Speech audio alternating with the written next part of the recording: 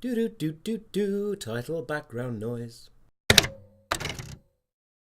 Ladies and gentlemen, welcome. My name is Josh Strife Hayes, and this is the Weekly Geek. This is episode 0, the test episode of what's going to be a weekly recap of everything in the world of geek and nerd. Now, I myself am a massive geek and a very, very proud nerd, so this is going to be a 7-day roundup of what's happened. And the show in general is going to cover the world of films, what's releasing, what's come out, what's doing well, what's not doing well. Video games, what are we looking forward to, what are we not looking forward to, what's the news with all that, any of the DLCs coming out. Board games, what Kickstarters are out there, what's worth backing, what's not worth backing, what's doing well, what has surprised us. Tabletop gaming such as Warhammer and Dungeons and Dragons. CCG and TCGs, which are collectible card games and trading card games, Magic the Gathering, Pokemon, things like that. What's going on in the world of the internet in general, so internet drama. Anything that we as humans discover, science, because science is awesome, and general trivia about the week. What's happened, what's interesting to know about, what's going on in the world. So for this first episode, let's kick it off. This is a bit of a test. Things might change, things might get better, things might get worse. But for now, let's have a look what's happening in the world of film.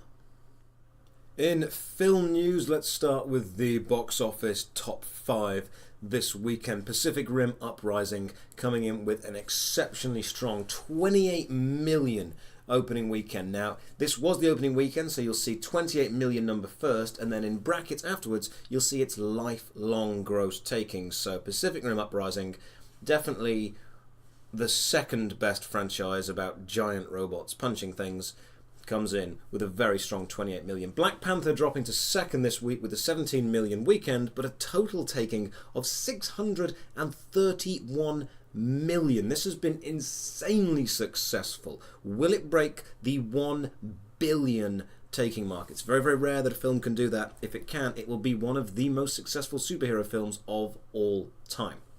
In third place, a new film I can only imagine, a kind of real-life biopic about the story behind that chart-topping song. Opens at 13 million, taken of 38 million so far. Sherlock Gnomes in at 4th place. Now, I'm trying to think of something positive to say about this film. The cast is impressive. That's about it. It opened to 10 million, it's taken 10 million. It will probably not take that much more. I mean, kids are going to go and see it, but it's got Johnny Depp in it, it's got Michael Caine in it, it's got James McAvoy in it. The cast is stellar. The reviews, not so much. And in at 5th, and I'm very, very happy this is finally here, Tomb Raider with a 10 million weekend and a lifetime taking of 41 million. Now, we needed a new Tomb Raider film. We needed a good Tomb Raider film. After the absolute piece of trash that was the first Tomb Raider film and the excellently forgettable sequel, Cradle of Life. Does anyone even remember the sequel? Does anyone actually remember what? If I were to say to you right now, what happened in the Tomb Raider sequel, you couldn't tell me. Nobody could tell me. I couldn't tell me, and I've seen it.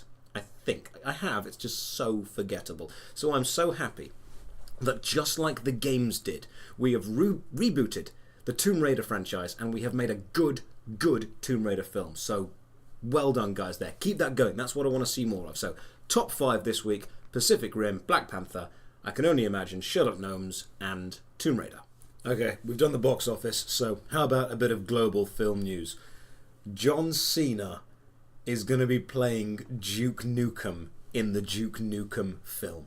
Now, I've been reading about this. The producers of the Duke Nukem film are taking inspiration from Deadpool, and they're really happy at the success of Tomb Raider. So we might finally get a slightly adult, slightly kind of more risky, stupid, funny, fun action first-person shooter film. I mean, the last time we tried to do a good first-person shooter film based on a video game was Doom, and as much as I love, Dwayne "The Rock" Johnson, the best part of that film was the end bit when they tried to emulate the whole first-person shooter style.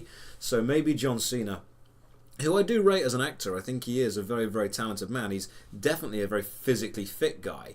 And as a guy himself, I've heard nothing but good things about him. People say phenomenal things about John Cena as a person.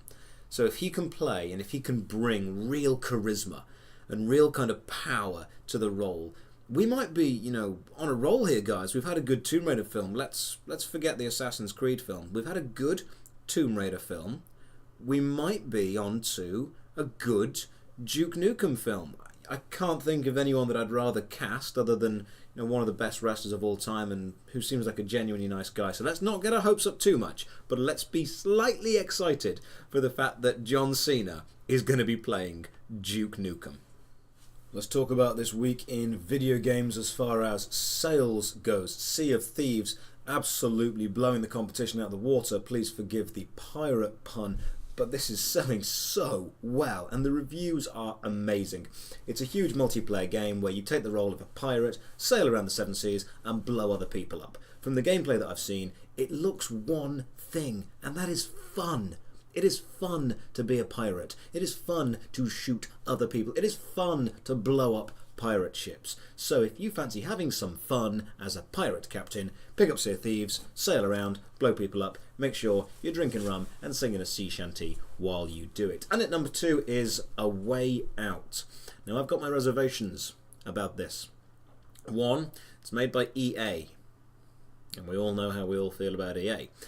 2, it's a Prison Break style game where you have to play with somebody else. It has to either be local co-op, and thank God it does have local co-op, so, you know, fair play for that. But if you're not playing local co-op, you're playing online co-op. And we all know exactly how great human beings are at working together, especially through online co-op games when the point is to not die. Will it be good? The idea of a Prison Break game sounds fantastic, but the idea of an online co-op or a local co-op, and the fact that there's no single player, means if you aren't really a social gamer, there's not really much for you here. You need somebody else to play it with. And the fact that it's EA means give it some time. I'm sure they will find a way to either ruin it or make it remarkably expensive. On to number 3, Ni no Kuni 2, The Revenant Kingdom. Now this is going to be a classic RPG, anime style RPG, and I'm looking at the Steam reviews here. This is racking up some phenomenal reviews. 87% on Metacritic, which is good. Game Reactor giving it 10 out of 10. Games Radar giving a 4.5 out of 5. A downright classic, it's being called. Gorgeous, charming, and constantly evolving. That's a quote from PC Gamer. So if you're a fan of RPGs or old school anime style adventures, look into this one. Assassin's Creed Rogue Remastered.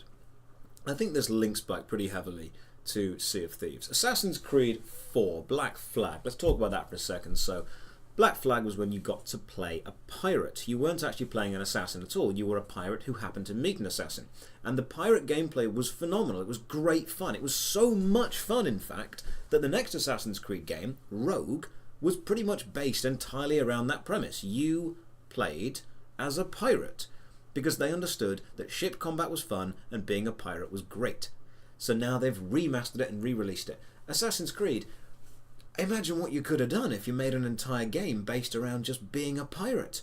I mean, if you look at the top of this list, you'll see you'd have probably have made Sea of Thieves. So, I'm not saying the Assassin's Creed games are bad. I am saying they're very formulaic. So step backwards from what you were doing, look at what succeeded, realise people like being pirates, and just make a pirate game next. Or, you know, just sit back and look at Sea of Thieves doing it better. And coming in at number 5 is FIFA 18, which is different than FIFA 17, because in FIFA 17 you controlled a team of men kicking a ball around, and in FIFA 18 you control a slightly different team of men kicking a ball around. I mean, there are so many advancements from FIFA 17 to FIFA 18. We could be here all day, and I don't want to keep you, and I'm sure you've got better things to do than listen to the phenomenal amounts of differences between Ball Kick Simulator 17 and Ball Kick Simulator 18. So, I mean, someone's buying it, it's doing well, so great, good job, well done FIFA for making the same game hundreds of times and having people still buy it. I mean, you're doing exactly what Assassin's Creed did. Well done. Good news, Sea of Thieves is awesome. A Way Out may be good if you can find someone to play it with, and Ni no Kuni 2, The Revenant Kingdom, is proving that old school difficult RPGs still have a place. They are the top selling video games this week. Okay, this is possibly some awesome video game news. I haven't even finished reading the full article or the several articles that I'm researching this on. I'm just excited to get this out there. Okay, basically, Microsoft have changed their kind of terms of service, that what you are and aren't allowed to do, which includes potentially banning you if you use bad language. How awesome is that? Okay, right. I'm going to read you the new agreement. This comes into effect on May the 1st, and this is what the new Microsoft agreement says. You don't publicly display or use the services to share any inappropriate content or other material involving, for example, nudity, bestiality, pornography, offensive language, graphic violence, or criminal activity. Okay, that's the new wording. Now, the current code of conduct comes from 2015, so this is going to be the updated 2018 version. And if we continue reading, we then see a little bit further down the consequences. It says, if you violate any of the obligations listed in section 3 above, or otherwise materially violate these terms, we may take action against you, including, without limitation, stopping providing services or closing your Microsoft account immediately. So I no longer have to hear how promiscuous my mum is being. I can just play games online and not have people swear at me. Now, there is another side to the coin. As soon as you're over 18 and you're playing a game that is over 18, Grand Theft Auto, one of the Call of Duty games, at what point does this become censorship? At what point does, A Brave New World 1984 become exceptionally relevant in the games that we're playing? If you are playing an adult game with other adult gamers, should you sit there idly by while Microsoft listen in and don't allow you to use bad language? And the other question is, how would they know?